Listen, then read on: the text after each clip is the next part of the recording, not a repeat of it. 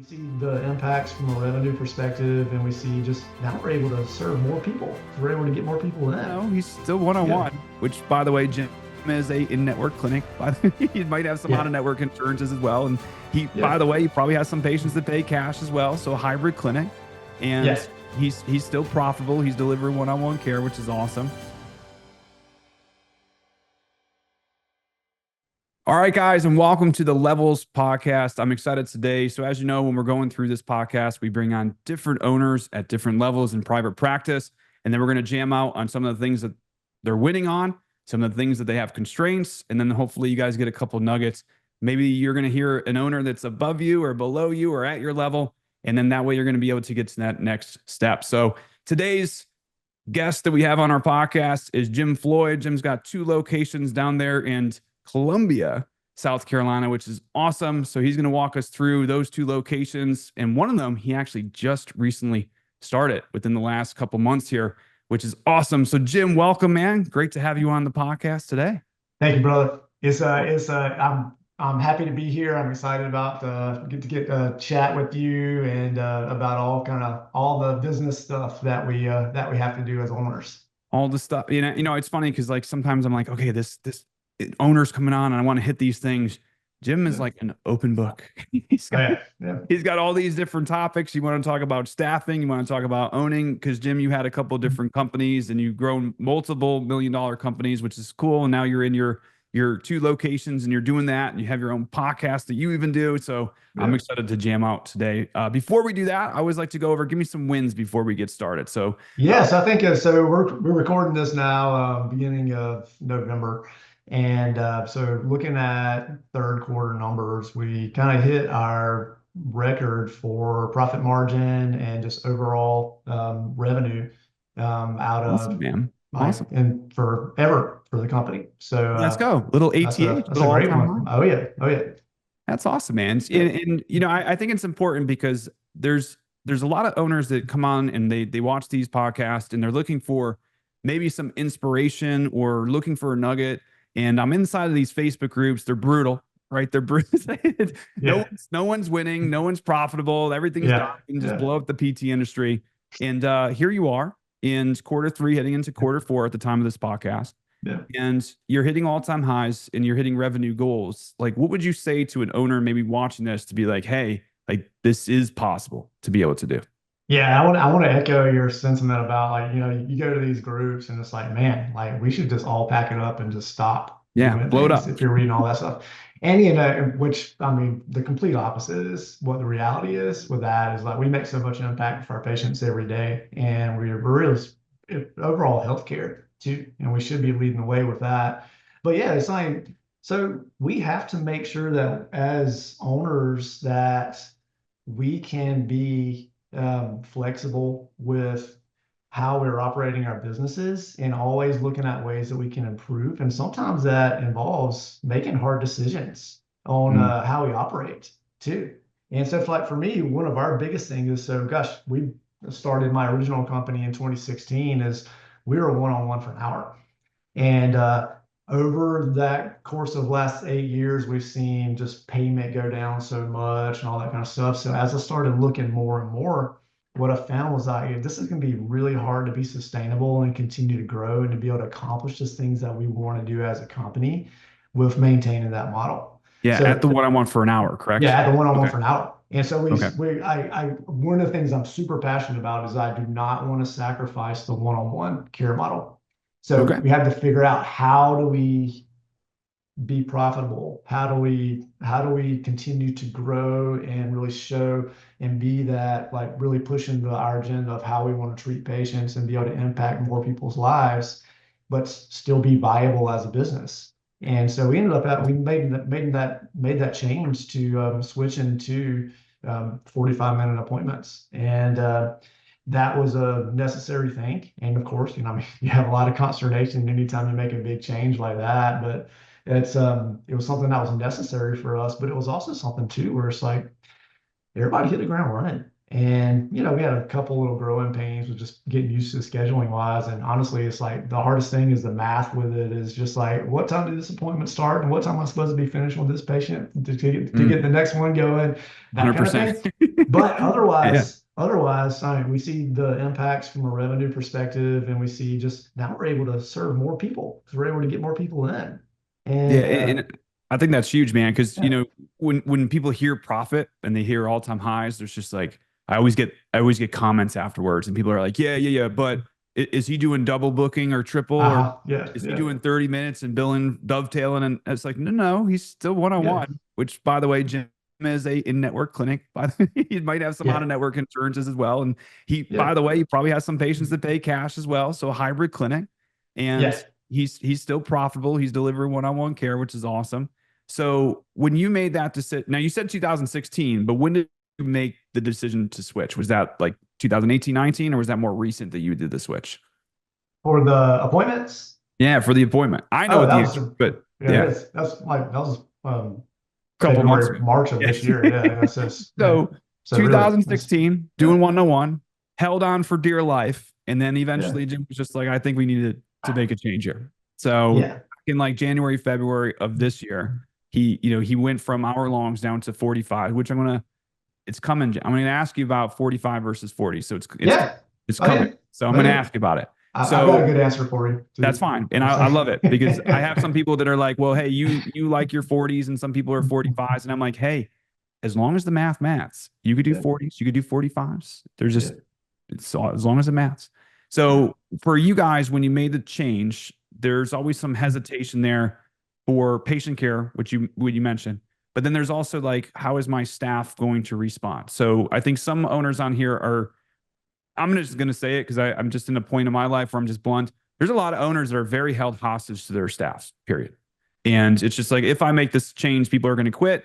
Or if I make this change, they're going to revolt and whatever that looks like. So for you, how do you manage that change management with your team? You're going to make this big decision. You're going to present them the idea and then you roll it out. Couple hiccups, but overall, everybody was on board. How does that happen? So I will lie and say that well, I'm not going to lie and say that I've never had those thoughts of, oh man, people are going to be upset about this or Okay. anything like that. And I think that's just a Totally natural normal. part of Yeah. it. Totally normal. Yeah. But so I think the biggest thing is communication with that Okay. of this is why we need to do this. This is what we're seeing, being honest about these are what the numbers are. This is how we stay viable. This is how we continue to be able to push the way that we do things because we're big believers and very, very passionate about that. And this is the way that we're able to continue to be able to do this.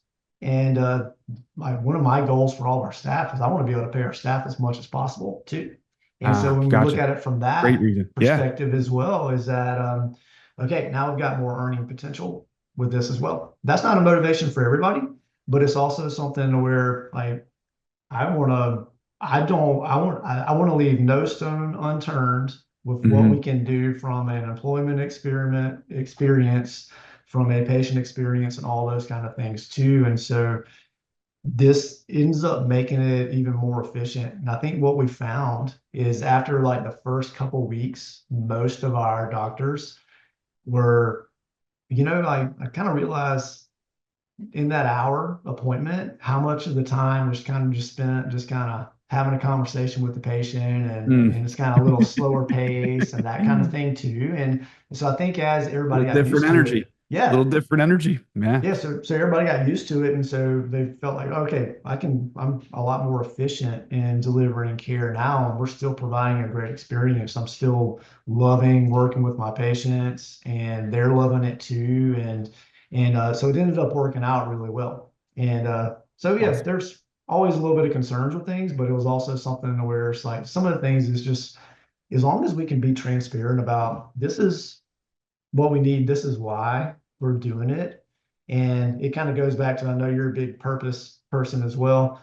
And it's like, so if this is going to help us fulfill the purpose of why we're doing what we're doing, then it's something that we need to make the change with.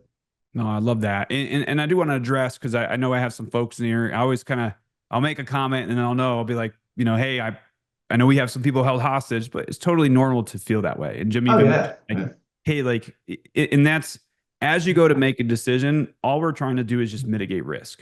And it's just like, that's why running a business is hard because our body just tells us, like, no, don't grow. It's too risky. And you're like, no, it's not as risky, but there's always going to be an inherent risk. So, like, hey, if I hire this PT and we don't fill them, you get, well, well, what happens? Or, if I open this location and it doesn't work out, I'm going to go bankrupt. It's like, no, no. It's just like, what is the worst case scenario? It's just like, we make this change with our team. What's the worst case scenario? Well, we could always go back to one for an hour. It's like, it's yeah, not a huge yeah, issue, but it is a one-way door decision if you think about it. yeah, Because if you guys are one-on-one for an hour and then you go down to like a 40, 45, or maybe even a 30, if you're really not set up properly, and now all of a sudden you have to say, hey, my bad, and then you have to go back to the other, yes, it's not the end of the world. yeah, It's not what I like to call a one-way door decision where you can't recover from. But for yeah, you, I love what you mentioned that, like, we went from hour long, we went to 45, different energy in the clinic. Right? yeah, People, and I think Parkinson's law comes into play where it's just people are just getting done what they need to do in the time constraint they have. So it's yeah, just the therapeutic rest breaks start to go away, and then yeah, we just GSD get stuff done. So yeah, for you guys, now that you made that switch, there's some more volume there. Well, now you went from hour long, Jim, down to 45. You must be making less revenue, right? So not as much units billed or whatever. So walk us through that. You said you're hitting yeah. all-time high. So what's showing up for you when it comes to that? So we're looking at from a just a volume perspective. I mean, we're looking at our kind of minimum utilization metric that we're going for 90% at least. Okay. And gosh, I mean, we've been fortunate to never have an issue with having patient volume, which is Awesome. really, really Yeah. nice.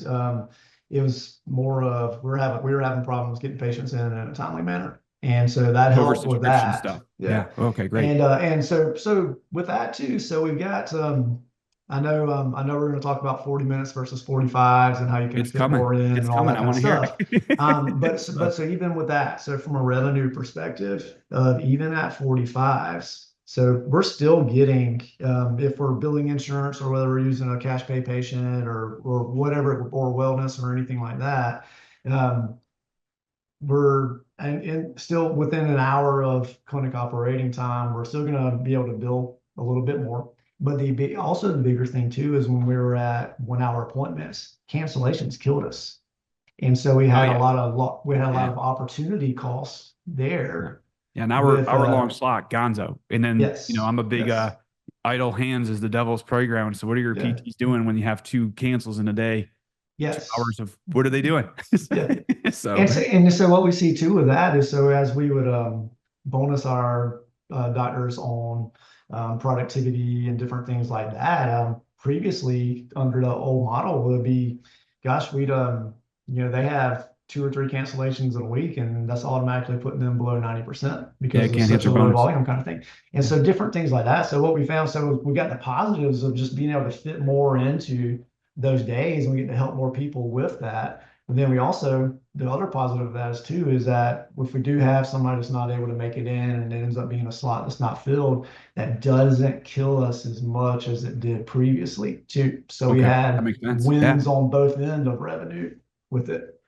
Yeah, and I think that's really important to know is that sometimes the math just doesn't math, and it's when you have these goals of like, well, hey, we gotta because even 86% efficiency is like 35, 36 slots for hour long with 40. You miss one or two cancels, you're getting really close to like people aren't hitting their productivity stuff, and Yeah, must be a low producer. And it's just like no, it's just like you only get 4 opportunities, 5 opportunities, and that's it. yeah, And then yeah, when switching to 45s, it gives you guys some more volume and you're able to still bill your units appropriately. And, now all of a sudden, here we are. I think you mentioned January, February change. So we're a couple months into this thing now. And, volume's up, but now we're starting to collect that revenue because the AR is coming in. And here we are doing all time highs in revenue and profitability. And the decision was a success. Now, I do have some owners that are probably saying, like, well, hold on a second. He's doing 45s. And, sometimes you guys mention 40s. And I was like, well, hold on a second. You could do 40s, you could do 45, you could do 30s, you could do whatever, as long as the math is mathing. So for yeah. you, Jim, for you guys to make the decision, of like, hey, let's do 45s instead of going right to 40s? Like, what was the big, like, this is why we're going to do that? And then are you guys doing 8 hour days or 9 hours and then a 4 on a Friday? Like, what's your schedule look like? All right. Okay. Yeah, we'll have to segment this out a little bit. That's it. All right. I'm All asking you. right. So the 45s versus 40s. My Okay. thought process with that is my number one priority in my business is to take care of my staff. Let's go. Because, Okay. and so with that is certainly we could generate more revenue doing 40-minute appointments. That is not my biggest concern with that. Your So of big course, purpose, your why. Yeah. Love yes. that. So what I want to do is that with the 45s, yeah, you know what? We end up sacrificing one potential slot a day if we're going to a 45 versus the 40. I am perfectly okay with that because I want my doctors to have even just a little 5-minute buffer Let's go. with their appointment times. And I'm not I going to am, cut you off, but I want to highlight this real quick. yeah, An owner who cares about his team more than he yeah, cares about money. yeah. Wild. Yeah. It's out there. And so now, It's awesome, man. of course, Yeah, the money awesome. is important because we got to stay open and we got to continue to grow and do all that stuff and take care of all those kind of things. And I like to be able to sleep well at night too and not have to worry about those things. But my number one priority is so why we want to do 45s versus 40s is so, you know, we can have that maybe couple minutes, 5 minutes, if depending on just the patient of, hey, we can go ahead and get our documentation done so it's not piling up. Or we want to run into the office and grab a little snack in between. That's what we want to be able to That's what do. it's there for. Great buffer. But we also see with Parkinson's law is the time that's available is going to get filled too. And so sometimes I have to remind our staff a little bit. I was like, hey, the reason why we're doing 45s is so Got a you little can buffer have a in there. little bit of buffer Yeah, I got a there. little buffer. So So that patient needs yeah, to be getting where they need to be getting to. So yeah, yeah. yeah, No, I yeah, love that, man. And I think that, and just to be very clear, super easy decision. Jim was working one on one for an hour. So even if he went from 40 slots to 53 a week or 40 slots to 60 a week, what are we talking here? Now, if we have owners that come in and they are doing 45s and they're maybe doing 8 hour days, maybe they have 50 slots and it's just like, well, if you go to 40s, you could go from 50 slots to 60. But like Jim said, hey, we're giving our team some opportunities to maybe get their notes done, to maybe go get some snacks, to do a bathroom break without being stressed. But I was the same way. You give people 45s, they fill the whole thing with a patient. You give them yeah. 40, they fill the whole thing with a patient.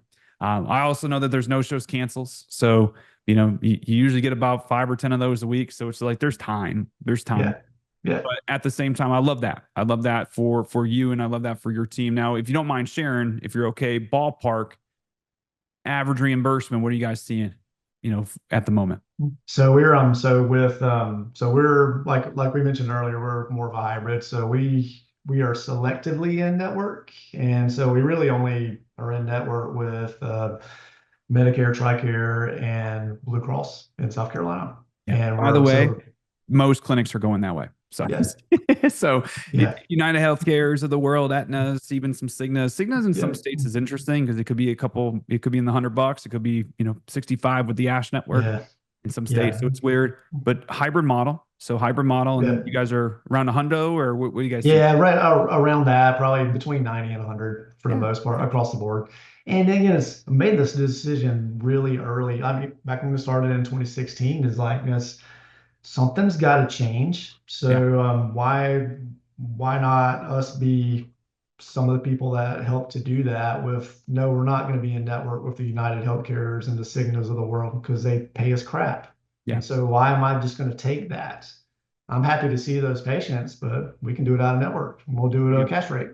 And, And and nobody has a their out of problem doing network rates that. are pretty So close. They're not terrible. yeah.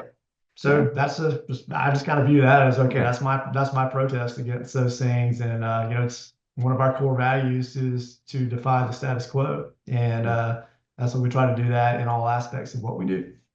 No, and I love that because now all of a sudden it's really coming together. It's starting to click. You have the two locations right now. You're able to get recruits coming in. You're able to pay people maybe a little bit more than the market now because other Yeah. people are slamming visits and maybe they're doing 2 or 3 patients an hour and they're doing all this stuff. And because of that, if they're billing properly, they should be getting less reimbursement than around $100.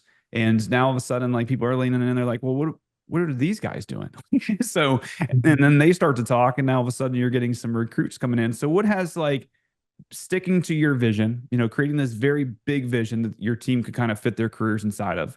Yeah. And I've met your team, and you got some really A players, like even the ones that are inside your Slack channel that we communicate with, like Ashley and these guys, they're awesome. So it's just like you're recruiting these rock star people to work for you, as most people. I want rock star people. So what is now the setup, the vision, the big picture? Like now you got some energy here. It's just like how has that been with recruiting and being able to retain people as well?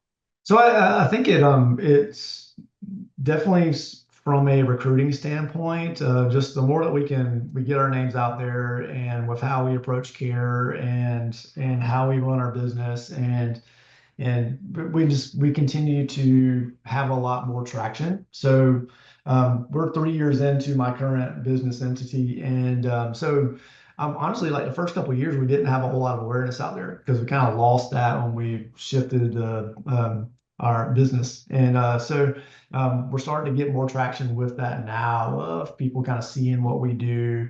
Have a lot more students that are exposed to how we operate and Oh, just kind cool. of general community as well. And so we're starting to see a lot more just we have an opening, we have multiple applicants. And the big thing with that is I am very, very passionate about the way that we do things. And that applies to how we hire too. And so Oh, being perfect. Yeah. super selective about who's going to join our family. And honestly, like as much as me being the owner, CEO, et cetera, et cetera, et cetera, and a lot of the things is, you want to be able to delegate these things out to, you're having your staff that are other leaders really handle most of these kind of things. I still do the initial conversation with every candidate because That's I good. want to Okay. set the tone for how we operate, what we're doing, what we're looking for. And I mean, I'm also like I'm 45 years old. I don't really much care to kind of beat around the No, bush with we just stuff and things like that. I'm just ready those to. days are over, man. We don't, So just got to tell me what it is yeah. straight. I think sincere So candor is a great core value most people have. Just tell me it straight, and then we'll figure out the rest. Yeah. yeah. So I'm actively in that first conversation. I'm laying it out. This Yeah. is what we do. This This is is not for you if. exactly. This is So, the vision. yeah. These are the expectations. And I always want to make sure I'm having a video chat if it's not in person, because I want to see how that potential person Yeah. responds to that too. Now, if they're getting excited and all that stuff, awesome. This could be something that we could kind of move to next step with. If Ah, they're kind of like, oh, I don't know about that, then that just tells me, yes, probably not gonna yeah. be a good They're fit. leaning in And a that's little bit. fine. They get excited. Yeah. You would love the book, The 6 Minute X-Ray by Chase Hughes. So Chase Hughes, he's like one of the Chris Fawcett, like the FBI kind of, interrogator type, but he has a whole book about reading people's like physiognomy and like well, Yeah. when I asked them a question, they looked up, and then when I re-asked them a question, so there's all this body language stuff to know if Yeah. people are Yeah. where they're at with it. But that's awesome, man. And I think that's really important for most owners. First of all, they don't even know where they're trying to get to. So I think that having that, like, this is where we're trying to get to, this vision, and then the why. I always thought these were like you throw them on a little trifold and be like, to our patients and to our staff. And it's just like, no, it's just like we have this big vision, but then we have a reason why to do this. And I love that your why isn't to help more patients per se. It's just like team first. Because if I don't have a team, I don't have patients to see. So it's just like, so where I think a lot of owners kind of flip that, where it's just like, hey, we need to serve our patients. So you need to do your job. And it's just like, no, I need team members that enjoy coming to work. They have this intrinsic motivation now to show up. They have this energy, and we'll now be able to help more people. So I think that's really Yeah. cool to Yeah. hear that from you, that you do focus more on the team versus patients first. That was really interesting to hear. Yeah, and that's I think that's a very important thing. And so I don't want it to sound like this is all roses all the time or anything like that, No, because we'll get to that. We'll we've hit def your constraints here in a yeah, second. yeah, yeah. So there you So go. Yeah, we'll get into the good stuff, and honestly, there's the clinic stuff too. And I know you got two daughters, and we're going to talk about like how do you like, how do you do all this, right? You have two locations and you have, your daughters are in middle school. So it's wild to, start to hear like the stuff that they got going on. And you do have to start freeing up some of your time to deal with that stuff. Heck, we got nutcracker practice every night for 5, like, it's just like, Yeah. so Yeah. there's constraints here. So with that being said, because we do, I always like to do the first part of these things, like, where are some wins? Where are we at? Like, this is awesome. You got two locations now. Everything seems to be going well.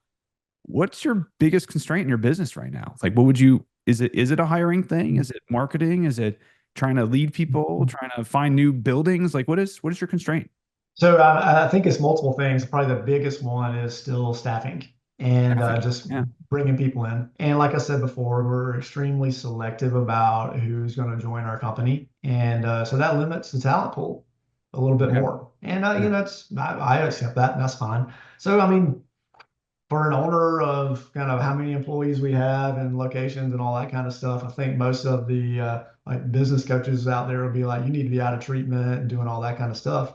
I'm busting my butt right now because we just Yeah, need to you see have to. Yeah, patients, because you don't have the all that the kind of numbers stuff. yet. Yeah. And Yeah. so, and I'm perfectly fine doing that. I just view that as a season of what we need to be doing. And but yeah, it's getting people that are going to be appropriate culture fit, and hey, they have the motivation, they believe in the vision of what we're about and what we want to achieve. And that's not going to be everybody, Yeah. and that's fine. So it might take us a little bit longer to hire people. I'm perfectly okay with that. Now It's that's interesting. You mentioned that because I want to go back a little bit before because you said that you were taking on students, and we have a Mhm. lot of owners that I come in contact with. They're like, yeah, I know you're big on students, but I'm not hiring students. I'm like, okay, well, then don't, and I will. So it's like I was at PPS, and I know you're a big APTA and PPS, and they said that 40% of all students are accepting jobs at their clinicals. Yeah. And so when I know that, and I know that there's really only two big hiring seasons a year for new grads. There's going to be the fall, and then there's going to be kind of this early summer, late spring. And there's times of the year that these new grads come out. But when I start to hear that they're already accepting positions at their second clinical orthopedic outpatient, or their last year, their third, and that's only going to leave us with like this 60% pool. Like, why are you heavy on students versus just being like, I'm not going to do students and I'm just going to do staff PTs looking to make a change? Like, because I do that Yeah. there's owners out there that are on the fence or even on one side of the fence or the other. So Yeah. for an owner that maybe is taking students, like, what would you say is some pros to that?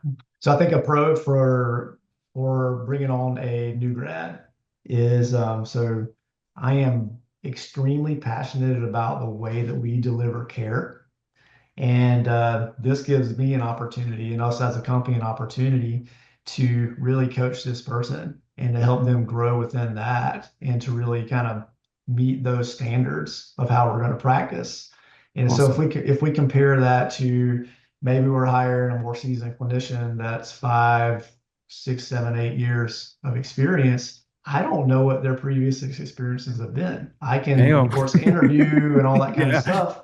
Yeah. We have a certain expectation of how we want to deliver care. And so sometimes we know how hard change is for people too. And so that can be something where we've been fortunate to hire some excellent experienced clinicians along with our new grads that we've hired too.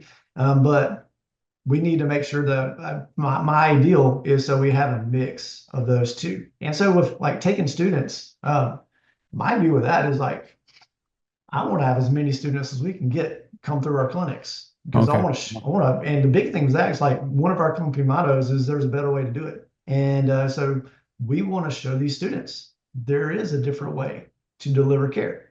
And there's a different way that how we're going to do things and how we're going to treat our staff and how we're going to treat our patients and just that whole experience too. And so yeah, if they're an awesome student, I mean, I had got a student who did their first rotation with us this past summer, and they won't be graduating for 2.5 years. I just went ahead and offered them a job, and There you just go. going out, want to go ahead and put those things out there. But Yeah. even if they don't take a job with us, I want to expose them to the way that we're doing things and What good show looks them like. Yeah. that that standard should be high and they don't have to just go and work at a mill clinic and just waste people's time all day.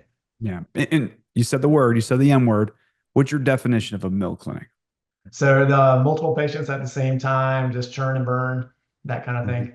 So Yeah, it's in similar definition, because people are like, "Oh, it sounds like and I'm like, "Well, okay, a mill, multiple patients, churn and burn, right? More kind of evals coming in, people are falling off after like 2 visits, and yeah, no yeah, one's graduating.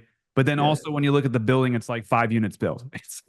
It's like yeah. it's called illegal stuff. So we're not Yeah, usually some Medicare fraud going on we're just got there and that kind of some thing. things So going yeah, on there that probably shouldn't be. Okay, yeah, just want to make sure. And yeah, then yeah, yeah, and I love that. And that's fine. So if you're sitting there and you're listening to this and you're like, yeah, I agree. Maybe I should start looking into it.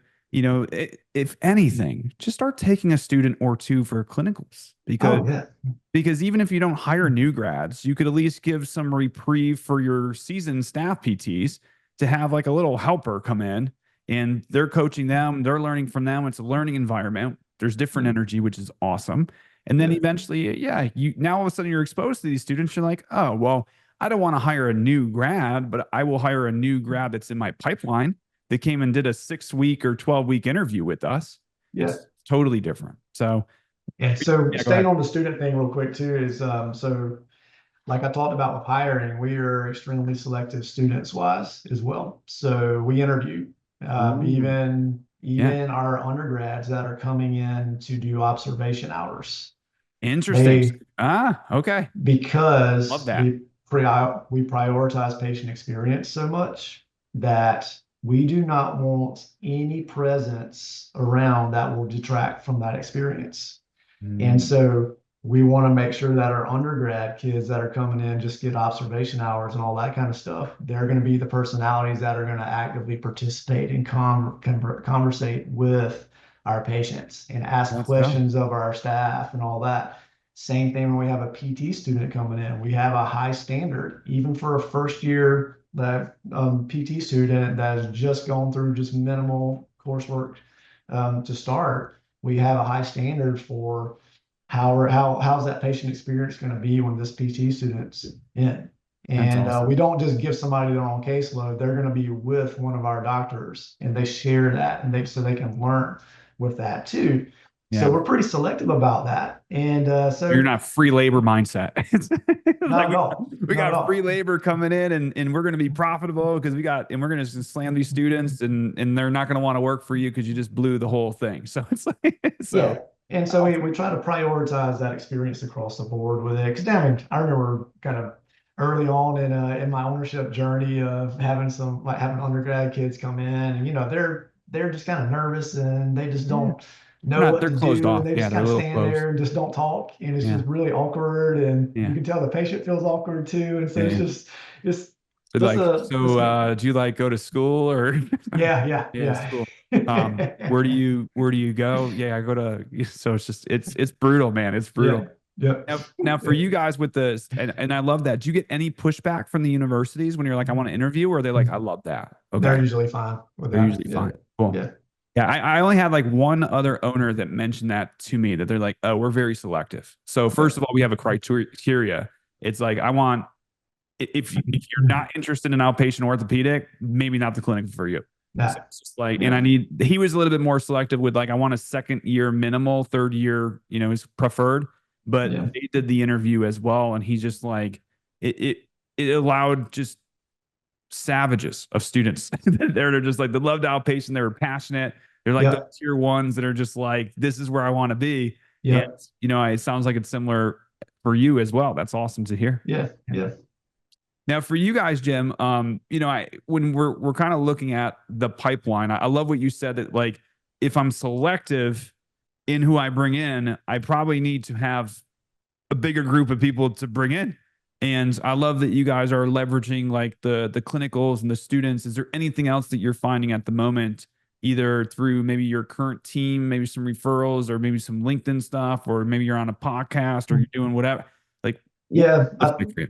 A lot of professional network Okay. things, so of course we just keep an ad on Indeed and that kind of thing too. But vast majority of our staff have come to us just through connections. Connections. And Great. yeah, so Networking, yeah, communicator stuff. Yeah.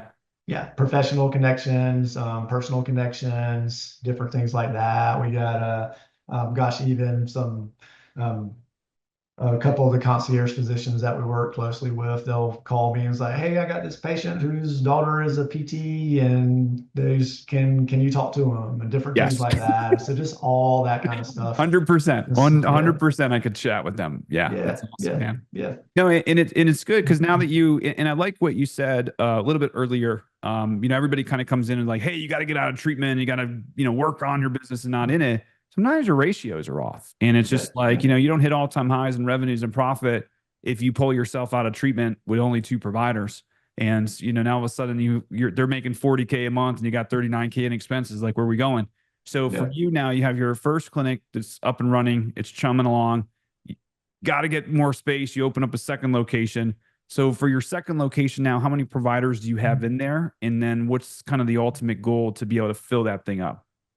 Yeah, so we have two providers there now. We just hit a year about a month ago there, Oh, and great. we're Congrats. Yeah. yeah, thank you. So we're pretty much, averaging 90 to 100% utilization in the last couple months And there. we need that So third provider.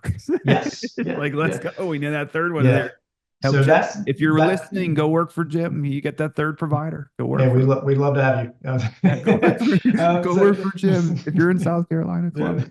Well, there you go. We'd love to have a third provider out there. That space, physical size wise, I think we could probably max out at four. It'd be pretty tight at three too, because it's relatively small. But we built some things in with lease and different things like that about being able to expand as we get to those points. Oh, great. Okay. Well, yeah, we're actively looking to add another one out there. Then at our main location too is we need a couple more at least. Yeah. And fun facts, landlords or anybody who owns commercial, maybe you're leasing from, they love medical because medical usually doesn't churn and burn like a tobacco Yep. shop or a vape store or some of these things that are a little bit more higher risk. Like, so when Yep. you guys are growing and expanding, don't ever hesitate to lean into your lease or your landlord and be like, hey, we're growing. What else you got? Like, well, Yeah. oh, you could have next door, or, I got another Yep. space across the street, or like these guys, specifically the ones that are very heavy in real estate, they got options. So you just got to I got two tenants right now that'll be coming up. I'll just kick them out and you'll move in. I'm like, okay. So it's like, so don't ever feel that you can't ask people to grow your shell versus always feeling you need to get another location.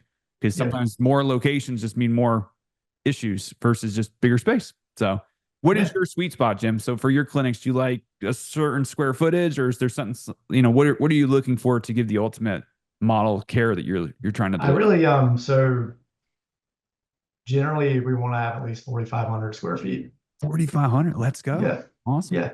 Spread it out. And yeah. And so because we're very much a strength and conditioning focus too, and so we want to have some um, not just PT in there. Okay. And so Awesome. we want to make sure that we have room for personal training things and strength training and group class things and different things like that. Because that all should flow together. And yes, gosh, we have every one of our patients tends to touch a barbell and do heavy kettlebells regardless of their age. And so we want to have our clinics set up like that. So Awesome. we've got 4,600. Our second location is it's a smaller space, it's 1,400 square feet. So Okay. don't have, quite have the whole As you gym grow set into. up, Yeah. but we still got the rigs in there and all that kind of stuff. And that's our main focus. Yeah. So If you need a it's, reminder, Ascent Total Performance. So yeah, not that's right. Ascent Yeah, Physical yeah, Therapy, Total yeah, Performance. So yeah, love that, man. yeah. So yeah, so honestly, I'd rather have a bigger space and fill it up versus a smaller space and have to move. Yeah. So That makes sense. So like, let's grow into this thing versus being restricted by this thing, which is awesome. And yeah. I see the Ted Lasso behind you. I feel the passion. I feel the Oh vision, yeah, yeah, which yeah, is which is good. If you haven't then to know, there's a random blurred guy back there. It's Ted Lasso, which is awesome. yeah. So, which is cool, man. Now we have a lot of owners. Maybe they're in that warrior archetypes. They're kind of nervous to grow because a lot of people that are in maybe a producer role and treating all the time, it's if I grow means more of my time. So Yeah. sometimes they kind of sit there, and then for you to be able to grow, and not just this business, you have multiple businesses. You're very you're big on networking. You have the podcast. You have the two daughters now, and I think that work life balance is a word that gets thrown around a lot. I'm a Yeah. big work guy versus life guy because I'm passionate about the work versus the stuff, and which I think that you can have both, but at the same time you got to find your kind of your mix. So how do you balance all that stuff? Like now that you have all the clinics and then this, and you got to hire, you got to recruit, you got all these things going on. Is Yeah. is there a secret sauce here, Jim, or you just wake up, drink your coffee, and get to work? So I've got a couple thoughts on that. All So right, first let's one get. I'll get on a soapbox is I absolutely despise the work-life balance That's why I thing. brought it up. Yep.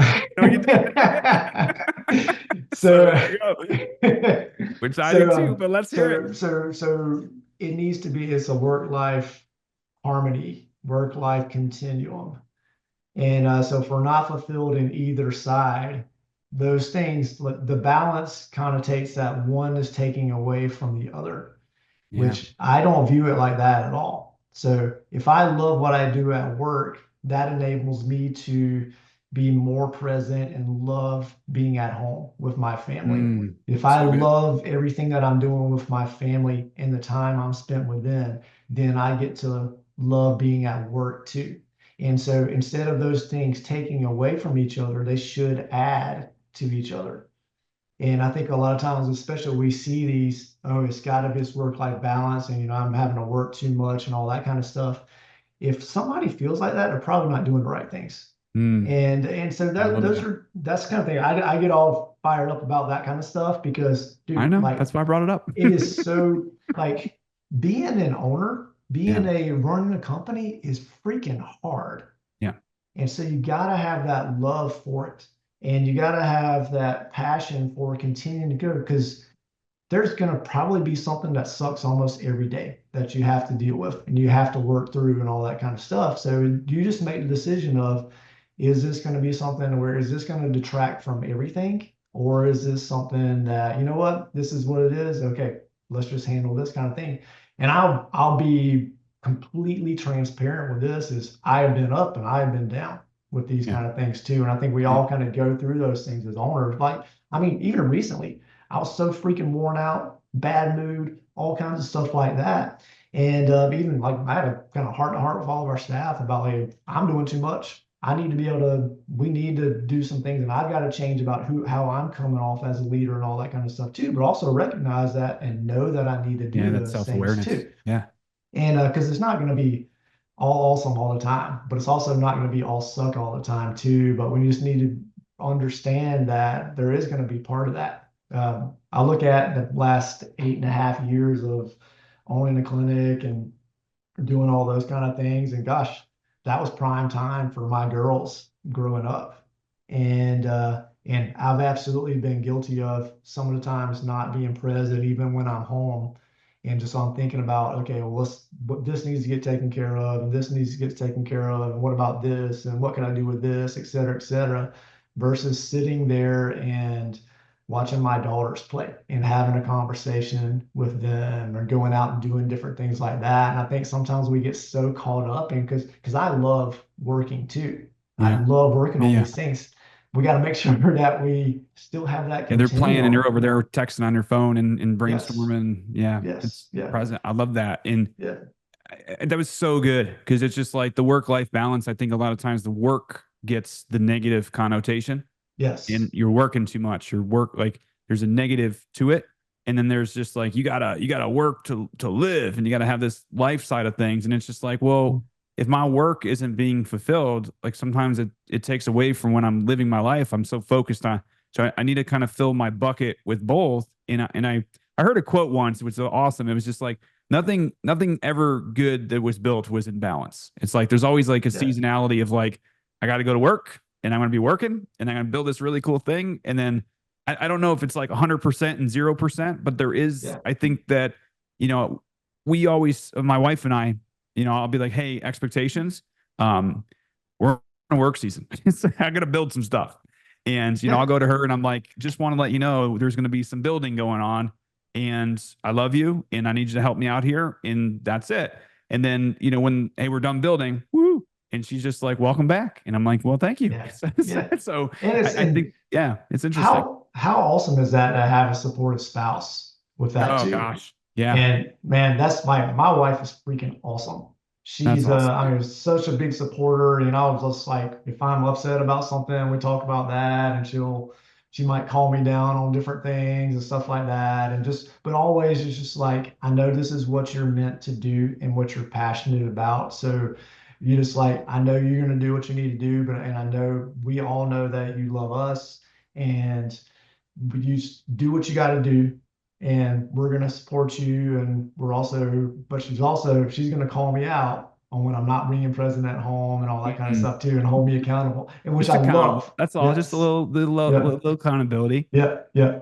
I'm so glad you mentioned that, man. And I get a little teary eyed from it because like I don't know if I could have done or do what I do without my wife. Period. Oh, yeah. Yeah. And I can't speak from not having a supportive. And like I said, I get emotional about it because she's awesome. Oh, same thing for me, man. Okay, Yeah, so no just all doubt. right, because Yeah. I'm sitting here and I'm like, because I get it in, anyways. So Yeah. I get fired up because I'm just like, because even when I wasn't there, she was, and I always knew that like in the back of my head that my kids were fine because my wife Yes. was taking care of, Yeah. right. So even though Yeah. dad was building, it was just like my wife was there, and like I knew there was at least somebody. I did take that for granted with my first kid because I was just like, she's got it, Yeah. and then eventually when like I came back from building and doing my thing and trying to run the 3 clinics, she was just like, hey, like I got it, but it almost broke us. So don't ever do Yeah. that again. Yeah. And it was just like, so like you said, the accountability. So, but now being a part of this thing and talking to so many owners, the amount of owners that suffer in silence because they're getting held a little hostage from their team, but then they have no support from their spouse, even if it's a husband or a wife or whatever or even family. Oh my gosh, the amount of Yeah. family that are like, why are you doing this? There's no support system there. Yeah. It is wild to me, like sometimes for us to have support system, how hard it is for us for to now go home and like you get met with your husband's like, why are you doing this? Like we make enough money, you don't need to run a clinic. Yeah. Or hey, like if for men, a lot of times we're supposed to be the breadwinner. So sometimes these women, not to sound a certain way, but sometimes the women owners have a husband that's like, you don't need to do this. And a lot of men are like, dude, I have to figure this out because I have 2 little girls, I got a wife, I got a kid. Like this has to work. Yeah. So much pressure.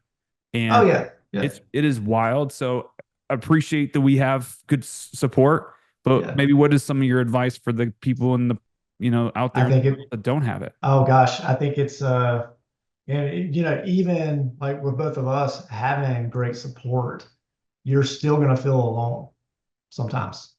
And it's like, man, just like, because you can't just, there's not just other people that are in your same situation that you talk to regularly. You mean you can't go to And Steve, your neighbor, and talk to them about yeah, how much crap just happened today at work? yeah. And Yeah, so so those are kind of things where it's, you absolutely need to communicate those things, and you can't just keep all that stuff in, because all that's going to do is just lead to discontent and resentment and all kinds yeah, of different things like that, and animosity. just that Yeah, 100%. stress building up, building up, building up. And so having some kind of community where you can, whether it's other PT owners or even just other business owners, can Yeah, make a huge difference. I'm fortunate to have a lot of the patients that I see nowadays or other CEOs and different things like that. Those are some of my favorite things because we just talk about stuff. And, you know, yeah, I'm helping them get better, but we're just talking about, what do you think business wise, or man, I got this thing and all that kind of stuff. And everybody's got different experiences. And I love learning about different industries and different things like that. But when we think about it, being in a leadership position is all the same, regardless of what industry it is. And all those tenets are the same things, but having somebody to be able to talk through those things. So if you're somebody out there that does not have that, as much of that support system, being a part of a group, whether it's like Rehab CEOs thing or whatever, or any of yeah. those other Whoever, things out there, just so not the you Facebook have group. somebody. Yeah, yeah, okay, yeah. So, but as Yeah, long as, so we have that tendency to feel like I'm the only person experiencing this. And you see all these other people on the kind of social media showing their best things and all The that kind highlight of reel. stuff. Yeah, the highlight reel. And Yeah. you're out there, and so you're saying like, man, am I the only one? I must be the only one that's just sucking at this, and this is just not going well, and I'm just not happy with it, and all that kind of stuff. And having a community where you're able to talk about that, you kind of realize that, that's a pretty common theme, and Yeah. that you don't like Yeah. that you're not nothing's wrong with you for feeling those things. It's just part of that process. But if you don't 100%. have that community to be able to chat through those things, you just don't know. Yeah, you sit there and you like, and I know we're coming out and I want to be respectful of your time too, but and it's I'm sitting here and I'm like this is the good stuff, right? I want to get more new patients and I want to hire some folks and I want to grow and dominate and open up these clinics. And then at the end of the day, it's just like I'm just suffering in silence here. It's like it's so Yeah, yeah, and is anybody else out there going through any of this stuff? And that's why when we started this podcast and stuff, and there's some great podcasts out there in the PD space. I think that most owners that like more long form, they get out there. You could see there's some really good podcasts out there. But one thing I thought was really lacking was like just the stories of like people at different levels and going deeper on some of that stuff. And it's just like Jim hit the nail on the head. It's just there are a lot of owners out there that have lack of support systems. They're suffering in silence. They have all this kind of mindset stuff, but also mental health things going on because we got to clean up some of our own previous yeah, stuff to be able to run a business. So yeah, myself included, I had to go through a lot of deep work there. But now all of a sudden it's just like we need to understand that there's only a 25% chance in your business that both the owner and the team are going to show up positive, yeah, right? Because you could have a negative owner and negative team. So if both of you are negative, that's an issue. But you could have, right. like Jim mentioned, like, I don't like how I'm showing up right now. This is a problem. We need to fix it. And I don't know, Jim, maybe your team was happy. Maybe they were one-on-one for an hour. Life is good. We're getting paid. Poor Jim's over here suffering in silence. Yeah, Or yeah, maybe they're like, well, dude, we can feel it. You're telling us that every meeting we got to go faster, harder, stronger, and there's no faster, harder, stronger to go. So I yeah. love that you brought that up, and I think that's really, really important because it's probably the biggest thing that people struggle with as owners is like, am I alone in this journey? And most Yeah. people aren't. Yeah, And I'll tell you one thing too is and I want to brag on my team a little bit, go ahead. and Mike's yours, brother. and that so the I always approach with so I kind of view myself as like the company dad, and I like that. so all of our staff are my children, and so there's an element of love there, and so I love my staff, and they can tell when I'm not in the space that I need to be in. And Yeah, that negatively affects everybody within our organization. And the cool part about that is, sometimes they might be a little bit scared to say something to me, but then I have other staff who have been with me for a long time. And they're like, we're concerned about you. And mm, you need to make sure that you're taking care of yourself so you can be a good leader for us. And you need to make sure that you're not just working through your lunch break to get this patient in. We know we're short staffed, but you need to make sure that you're not doing that too. And so to have that kind of love reflected back to you is probably one of the best feelings that I can have as a business owner. And so with that too, so when we have staff that maybe it's not the best fit, or maybe it's um, maybe they're just not happy in their role or where they are and different things like that. So yeah, I love that. still love them, but Yeah, also part of that love is I want to make sure that people are in positions where they're going to thrive and where they enjoy being it. And if it's yeah. that's Because I love you, I'm gonna let you go.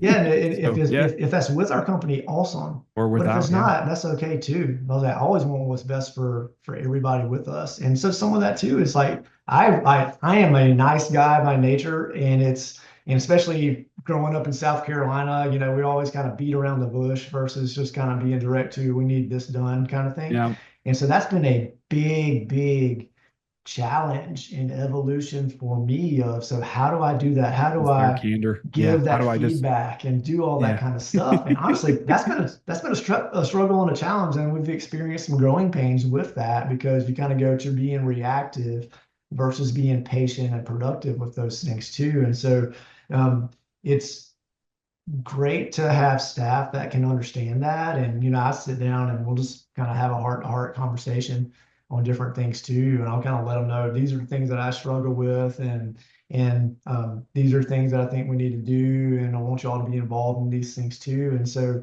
um, it's been a really interesting journey with that continues because we're all Yeah. evolving every day Awesome. and Yeah. all that. By the way, I will say this: it must be a Pennsylvania thing too, because there's bushes and we're just going around the forest. Like that's just Yeah. like trying to get straight answers from my parents or something. It's wild. So it's just Yeah. like Yeah. so there you go. It might not just be a South Carolina thing, but I totally resonate with that because and not just myself, but I also see what other owners is just like, just say what you mean what you say, but do it with love, do it with grace, and do it with no emotional, right? Like you have to have emotional control to when you receive feedback or you give it.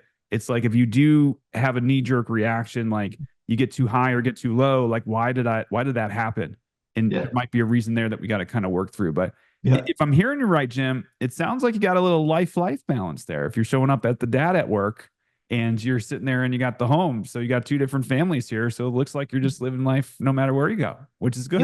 That's how it Yeah, should be. I am in a very fortunate position to love what I do Yeah. and love the people that I'm around in all aspects of my life. And so gosh, it's as much as we have the daily stresses and the Bless, struggles brother. and up and Yeah. down and all that kind of stuff.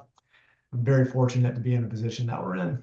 Yeah. I heard a great quote once. It said, pressure is a privilege. And I think Yeah. that, a lot of people could never feel the pressure of being an owner. And, heck, we got through COVID, brother. This is easy stuff. Yeah. Yeah. It's like, I tell you what, it is not yeah, for everybody, not for and everybody. you got to really want it to do it. It's a very rewarding thing, but absolutely not for everybody.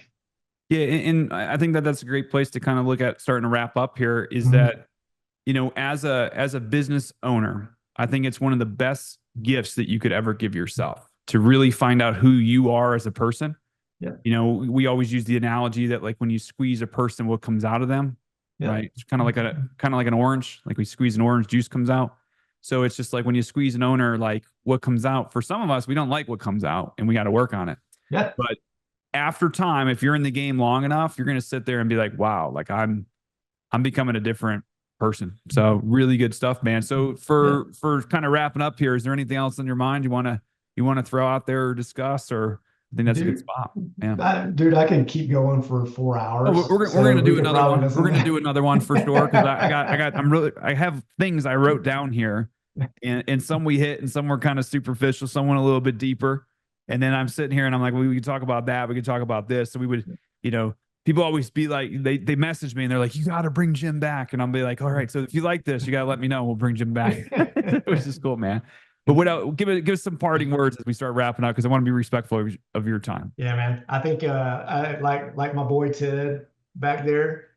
If you can generate belief, and if you have belief as an owner in really what your purpose is and your passions, and you surround yourself with people that have that same belief, that makes everything easier. And just to be very clear, Ted Lasso does have belief next to his name, correct? Yeah. Believe is what he Yes. Yeah. said, Believe. Yep. which is Yep. awesome, man. So yeah, a great place to end this is that when you do have that belief and you have that anticipation energy, you'll take action and you'll get results. So Yep. if you are showing up with a little anxiety these days, just ask yourself, what's the worst case scenario? Are you okay with it? And just go take some action, man. So Jim, I appreciate your time as always. And like I said, maybe we'll have to link up on another one because there's a lot more to unpack here. So appreciate it, Yes, Jim. sir. Take care. Have a great rest of the day, man. Thanks.